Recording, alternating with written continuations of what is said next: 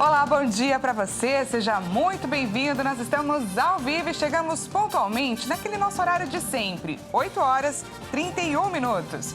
Vamos juntos começar esse dia bem informados. A partir de agora, você confere as notícias do Brasil e do mundo desta quinta-feira, dia 11 de maio. Vamos então conferir o cardápio de notícias de hoje. Lula regulamenta nesta quinta-feira a Lei Paulo Gustavo de Incentivo à Cultura. A gente fala também sobre a visita de Celso Amorim a Kiev. Países definem em encontro que ucranianos terão embaixador aqui no Brasil. Nos destaques internacionais, centenas de foguetes são disparados contra Israel em meio a ataques aéreos em Gaza.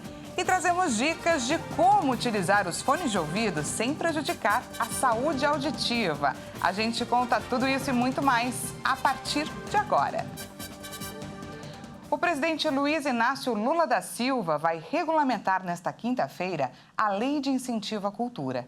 O decreto prevê a liberação de mais de 3 bilhões e 800 milhões de reais para o financiamento de projetos culturais em todo o país. Vamos ver. O decreto será assinado pelo presidente Luiz Inácio Lula da Silva na concha acústica do Teatro Castro Alves, em Salvador, a partir das 18 horas, ao lado da ministra Margarete Menezes.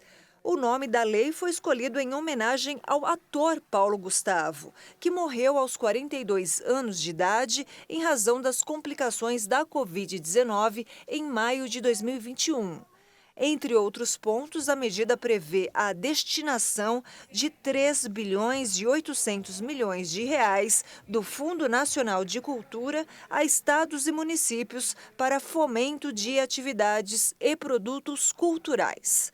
A liberação do dinheiro leva em consideração os efeitos econômicos e sociais causados pela pandemia de coronavírus. Todos os municípios, estados e o Distrito Federal que necessitem de aporte financeiro para a realização de projetos culturais poderão, em breve, solicitar parte dos recursos. Eles serão distribuídos da seguinte forma: 2 bilhões de reais irão para os estados e 1 bilhão e 800 milhões para os municípios. O valor restante, cerca de 1 bilhão de reais, será destinado a outros setores e áreas culturais e artísticas. E o governo continua seu esforço para garantir a base de apoio no Congresso Nacional. Na terça-feira, o Palácio do Planalto repassou de uma única vez 700 milhões de reais para emendas de deputados e senadores. Esse é o maior valor já distribuído em apenas um dia desde o início do atual governo do presidente Luiz Inácio Lula da Silva. Os 700 milhões de reais também representam 58% de todo o montante encaminhado até o momento. A distribuição dos recursos beneficiou os principais partidos aliados do presidente. O PSD ficou com 143 milhões de reais, o PT com 136 milhões, o MDB com 91 milhões e o União Brasil com 75 milhões de reais. Deste grupo, contudo, somente o PT se manteve fiel a Lula.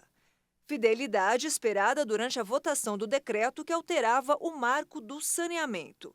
Trechos da proposta do governo foram derrubados pela Câmara na semana passada, na primeira derrota sofrida pelo Executivo no Congresso desde a posse do petista.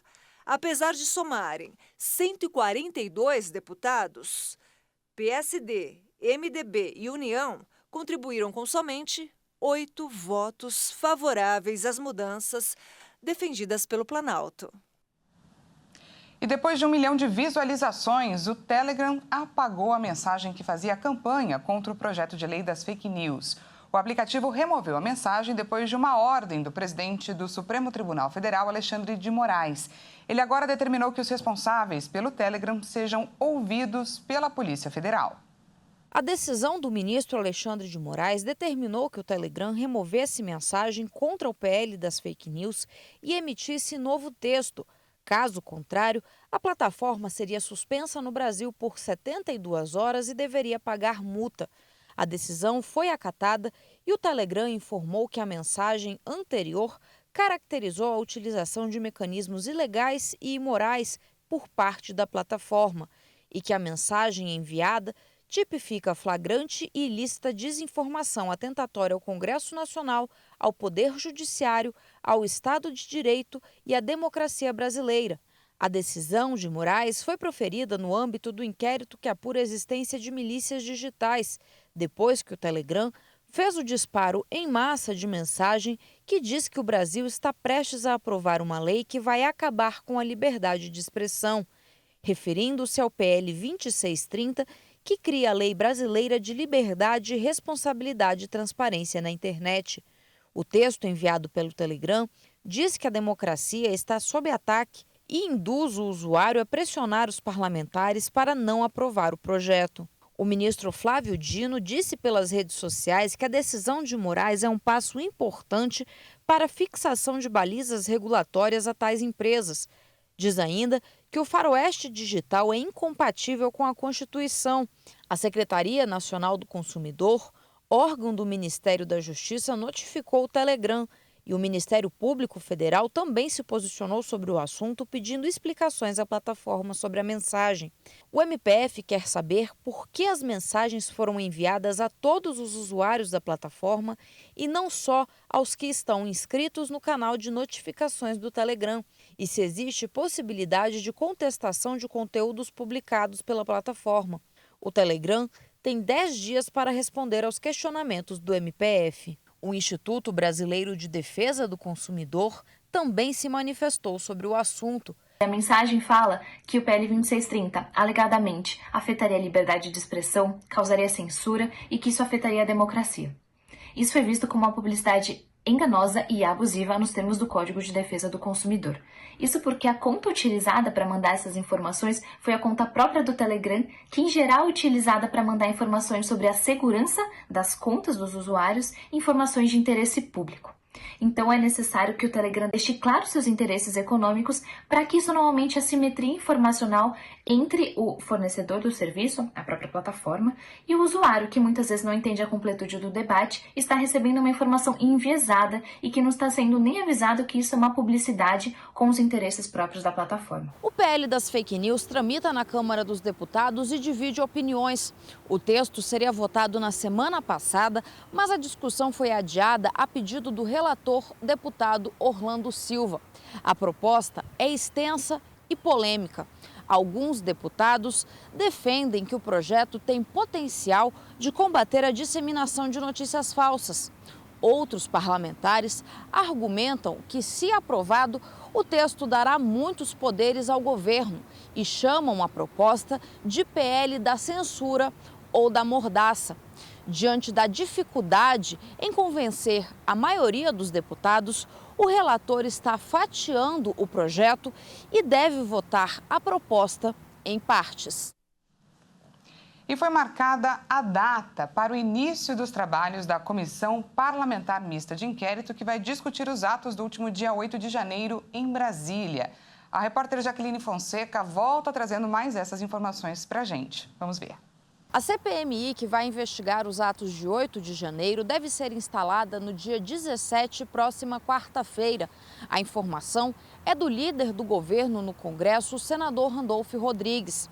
Randolph disse que a base do governo ainda precisa concluir as indicações e isso deve ocorrer até o próximo dia 11. Já a oposição ao governo Lula já indicou oficialmente pelo menos 4 nomes. Entre eles, o senador Luiz Carlos Reins, do PP, e Damares Alves, do Republicanos. A CPMI, que vai investigar os atos de 8 de janeiro, será composta por 32 parlamentares, entre senadores e deputados. E a Ucrânia vai voltar a ter um embaixador aqui no Brasil. Esse foi um dos resultados da visita do assessor especial para assuntos internacionais a Kiev nessa quarta-feira. O representante do governo brasileiro se encontrou com o presidente Volodymyr Zelensky. E sobre a possibilidade de um acordo de paz para o fim da guerra com a Rússia, os ucranianos se mostraram pessimistas em relação à ideia. A reunião aconteceu a portas fechadas. Além do assessor especial Celso Amorim e do presidente Volodymyr Zelensky, participou do encontro o vice-ministro das Relações Exteriores da Ucrânia, Andriy Melnik. E uma das decisões tomadas na reunião é que o governo da Ucrânia voltará a ter um embaixador no Brasil. Durante a visita, Amorim entregou uma carta do presidente Luiz Inácio Lula da Silva, na qual o brasileiro, mais uma vez, colocou o Brasil à disposição para buscar um caminho para frear o conflito no leste europeu. Nas conversas, porém, os ucranianos destacaram que a proposta brasileira era bem-vinda, mas se mostraram céticos sobre a real disposição do presidente russo, Vladimir Putin, em buscar uma solução pacífica para a guerra. Os ucranianos alegam que o Kremlin não teria interesse pela paz e que não negociariam de boa fé. Celso Amorim é uma das poucas autoridades políticas que esteve tanto com Putin como com Zelensky.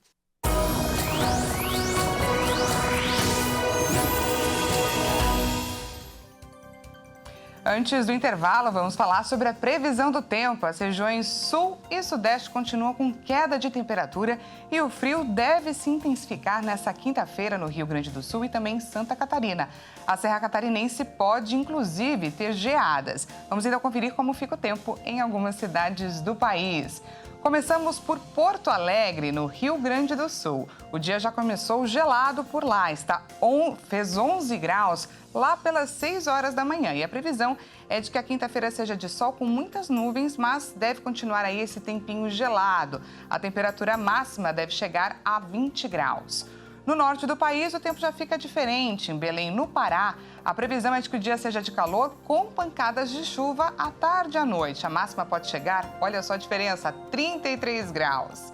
E para finalizar, vamos conferir aqui em São Paulo. Vamos juntos dar uma olhada em como está o céu aqui na região central, na região da Praça da República. Olha só, apesar dessa nuvenzona cinza, ali no fundo a gente pode ver um azul e o sol está aparecendo, ele está dando as caras para a gente.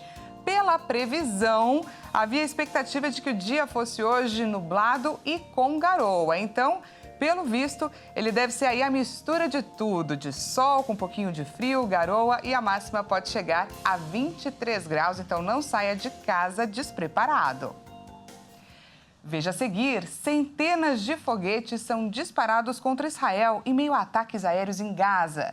E falamos também sobre saúde auditiva. Saiba como utilizar os fones de ouvido da forma correta. Nós voltamos já, não perca!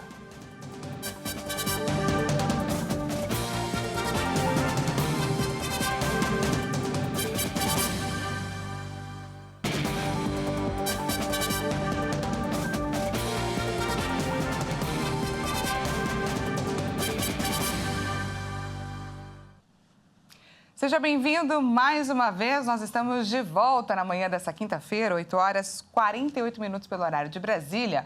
Voltamos com os destaques internacionais. Após novos ataques israelenses, centenas de foguetes foram lançados da faixa de Gaza contra Israel. Em 2 dias, 22 palestinos morreram. O Egito, tradicional mediador do conflito, trabalha para obter um cessar-fogo que ponha fim à escalada, a mais grave entre grupos armados palestinos em Gaza e Israel desde agosto de 2022. A Jihad Islâmica da Palestina divulgou a morte de um líder militar. Ali Ghali, comandante da unidade de lançamentos de foguetes, foi morto no sul da faixa de Gaza. O primeiro-ministro israelense Benjamin Netanyahu afirmou em pronunciamento na TV que o governo está no meio da campanha contra a Jihad Islâmica. O secretário-geral da ONU, Antônio Guterres, disse estar muito preocupado com a escalada da violência, segundo um porta-voz da instituição. O ministro da Defesa de Israel, Yoav Gallant, relatou mais de 400 lançamentos de foguetes a partir de Gaza. Netanyahu afirmou que nenhum civil israelense foi ferido.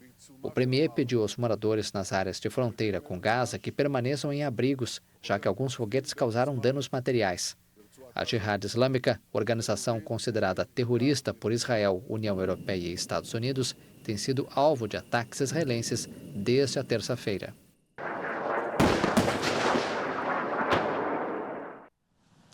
E os incêndios florestais no Canadá têm aumentado com as recentes mudanças climáticas. Milhares de pessoas já precisaram deixar as suas casas por causa da velocidade em que as chamas têm se espalhado. Vegetação seca, recorde de temperatura e ventos fortes. Esse acúmulo de fenômenos explica por que Alberta, no oeste do Canadá, está experimentando incêndios florestais de uma magnitude sem precedentes este ano. A extensão dos incêndios e seu aparecimento antes do normal ilustram os impactos da mudança climática, dizem os cientistas. Devido à sua localização geográfica, o Canadá está esquentando mais rápido que o resto do mundo. Esses fenômenos, portanto, estão cada vez mais propensos a se repetirem com frequência. No total, já foram queimados 390 mil hectares. Isso é 10 vezes mais que um ano normal, disse Danielle Smith, primeira-ministra de Alberta, onde foi declarado estado de emergência. Quase 30 mil pessoas receberam ordens para deixar suas casas, enquanto centenas de bombeiros trabalham para controlar as chamas.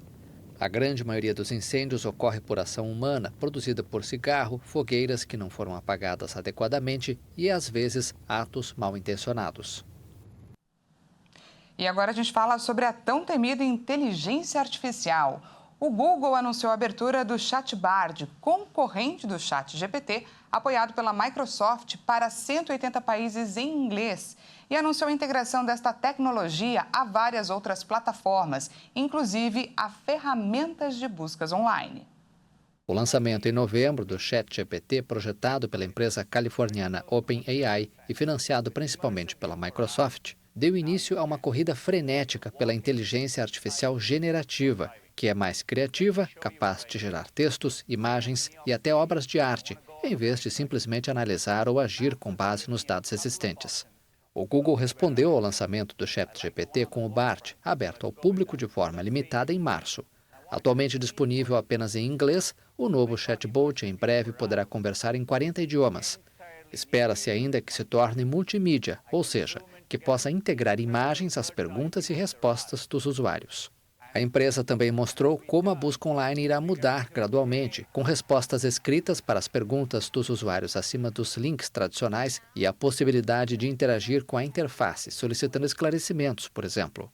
O novo Google estará disponível nas próximas semanas e a empresa abriu uma lista de espera na qual os usuários podem se inscrever para utilizá-lo em algumas semanas.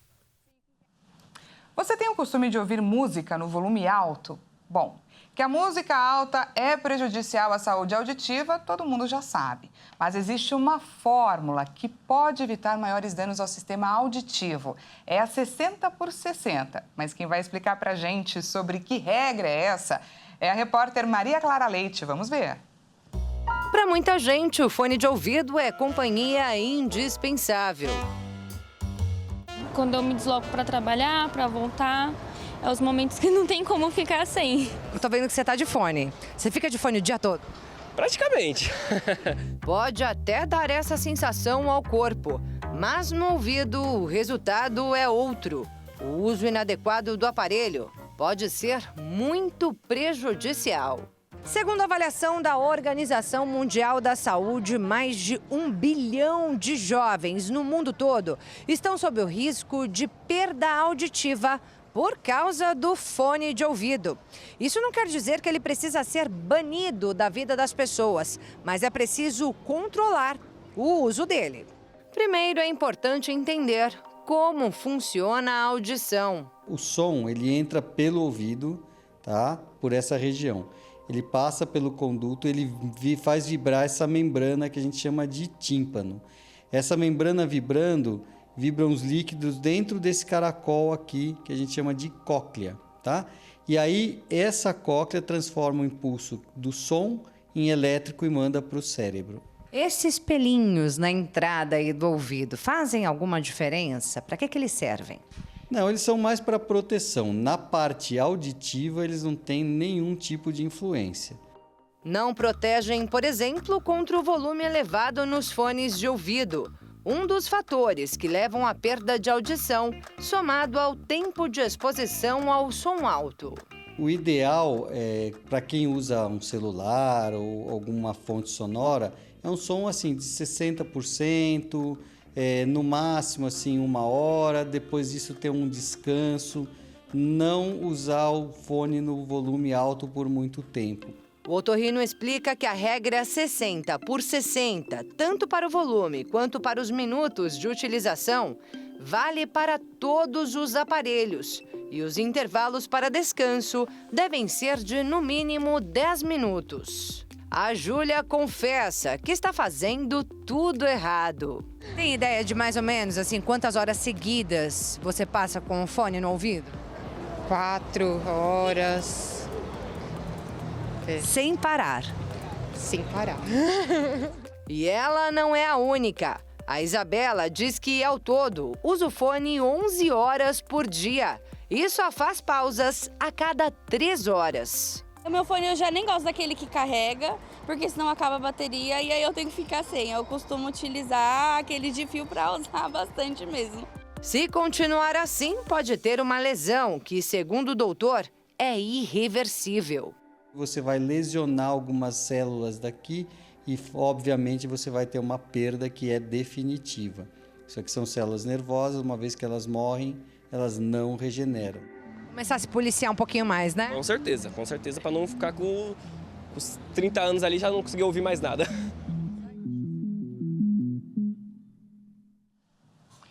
Essa edição fica por aqui. Muito obrigada pela sua companhia. Às 10 horas eu volto com mais informações para você. Até lá!